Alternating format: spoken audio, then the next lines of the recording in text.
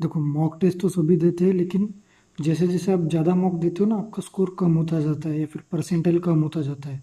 इसका कारण ये है कि आप एनालिसिस बराबर नहीं करते। सिर्फ मॉक टेस्ट देने से आपका स्कोर नहीं बढ़ेगा। आपने क्या गलतियाँ की वो भी तो आपको सीखना पड़ेगा। नहीं तो आप सिर्फ मॉक देते जाओगे, आपका स्कोर कम ही होगा, बढ़ेगा नहीं।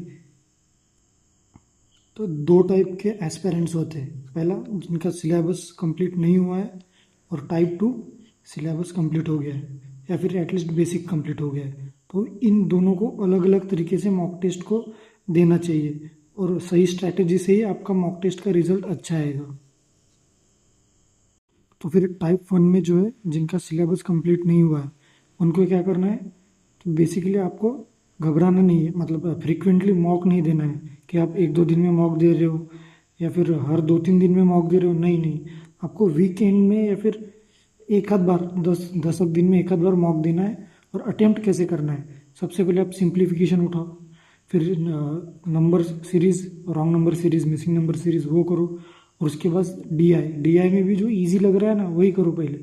फिर टाइम बचेगा उसके बाद हार्ड वाला डीआई, और फिर एंड में अरिथमेटिक।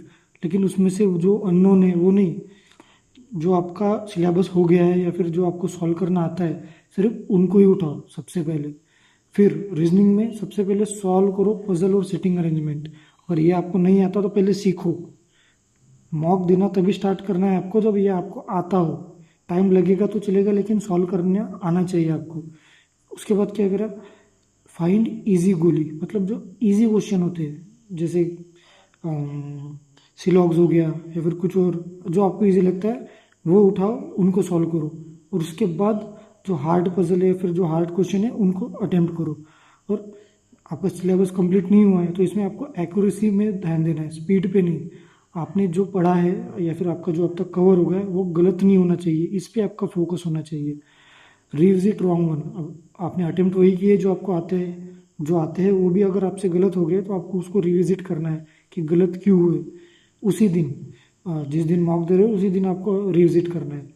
फिर solve time consuming question again, जिस पे ज़्यादा टाइम लग गया आपको, जो पजल हो, सिटिंग अरेंजमेंट हो या फिर कोई भी क्वेश्चन हो, डीआई हो, उसको आपको जाना है और फिर से सॉल्व करके देखना है। और नोट करो कि फ्रिक्वेंटली आपके कौन से क्वेश्चन रॉन्ग हो रहे हैं।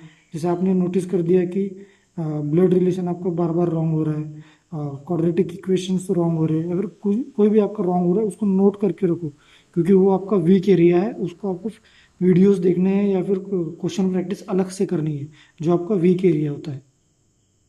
फिर आते हैं टाइप टू, जिनका सिलेबस कंप्लीट हो गया है या फिर बेसिक एक बार तो भी आपका कंप्लीट हो गया है। तो आपको क्या करना है? हर अल्टरनेट डे पे मॉक लगानी है। एक दिन दो दिन जैसे आपकी कैपेसिटी हो। मैं तो डेली लगाता था, रोज से उठ के सिर्फ मॉक लगाता था। आज क्लर्क का लगाया, फिर कल पीओ का लगाया, फिर IBPS PO, IBPS clerk, RRB PO, alternate ऐसा मेरा मॉक चलता था। अब एक दिन में या फिर दो दिन के गैप में, मैं तो बोलता हूँ अल्टरनेट डे पे हर एक दिन का गैप में आप मॉक लगाओ। और मॉक में कैसे, जैसे क्वांट आ गया और अरिथमेटिक आप सॉल्व कर रहे हो लेकिन आपको लग रहा है कि हार्ड है, इस मॉक में आपका अरिथमेटिक हार्ड आ रहा है, तो आप क्या करोगे? पहले सिंप्लीफिकेशन उठाओगे, फिर नंबर सीरीज उठाओगे, और उसके बाद डीआई, उसके बाद फिर अरिथमेटिक पे आओगे जब आपका टाइम बचेगा। इससे आपका टाइम कंज्यूमिंग ज़्यादा नहीं होगा। स्किप हार्ड वन या फिर नए टाइप के पजल और सिटिंग अरेंजमेंट। कभी नया पजल आ जाता है जो आपने कभी देखा ही नहीं, या फिर कोई क्वेश्चन आता है जो लेवल उसका थोड़ा हार्ड होता है, आपको समझ जाता है जब आप फ्रिक्वेंटली मॉक देते हो कि इसको स्किप करना है, तो उसको पहले स्किप करो। Collect easy coins. Easy coins का क्या मतलब हो गया कि आप रीजनिंग का सॉल्व कर रहे हो, आपको क्वेश्चन दिख रहा है, आपको पता है ये इजी है, आप सॉल्व करोगे, उसको सॉल्व करो। नंबर दो इजी नहीं है, उसको स्किप करो। नंबर तीन सॉल्व इजी लग रहा है, उसको सॉल्व करो। ऐसे आगे आगे बढ़ो, कब तक? जब तक इजी पजल नहीं मिलता। फिर एक पजल आएगा जो आपको लगेगा कि इजी है, फिर उस पजल को आप सॉल्व करोगे। और एक साथ आपके 5 मार्क बढ़ गए, और ये इजी गोली तो आप खा ही रहे थे। फिर रिविज, जब मॉक आपकी ख़त्म हो जाएगी, रिविजिट रॉन्ग वंस, और नोट करो कि आपका ये टॉपिक रॉन्ग हो गया, ये टॉपिक रॉन्ग हो गया, इसको नोट करो और क्वेश्चन को सॉल्व करो। Skip frequently wrong questions. बार बार जो आपके क्वेश्चन रॉन्ग हो रहे, हर मॉक में रॉन्ग हो रहे, वो नोट करके रखे आपने, उसको नेक्स्ट मॉक में स्किप करना है आपको। एंड में टाइम बचेगा तभी करना। आप जब तक उसको फिर से रिविजिट नहीं करते, उसके वीडियोस नहीं देखते या फिर उसके क्वेश्चन सॉल्व नहीं करते आप, 2-4 दिन बैठ के, तब तक उसको उठाना ही नहीं उस टॉपिक को। मेंस में ये आपके जो एग्ज़ाम आएगा ना, उसमें आपको कौन से स्किप करने हैं वो पता होना चाहिए। ईगो में लेके नहीं बैठना है कि नहीं नहीं ऐसे कैसे सॉल्व नहीं हो रहा, स्किप कर दो उसको। उसके बाद सॉल्व अनसॉल्व क्वेश्चन जो सॉल्व नहीं हुए आपसे, उनको फिर से सॉल्व करो सेम डे में। रिसॉल्व लेंदी क्वेश्चन जो आपसे सॉल्व हो गए लेकिन टाइम बहुत लग गया है, या फिर आपने गलत मेथड यूज़ किया, उसको फिर से सॉल्व करो। आपको आंसर पता है इस बार, फिर भी उसको फिर से सॉल्व करो।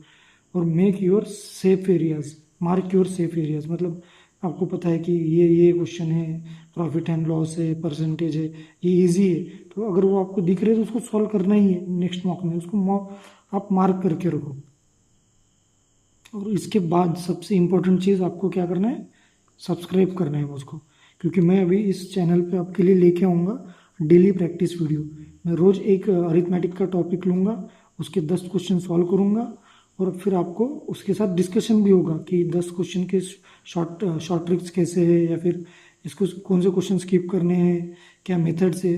अगर आपको डिस्कशन नहीं देखना है तो नहीं, लेकिन जो 10 क्वेश्चन है आपको रोज़ 10 न्यू यूनिक क्वेश्चन देखने को मिलेंगे, साथ में सॉल्व करेंगे, इसलिए आप सब्सक्राइब करके रखो।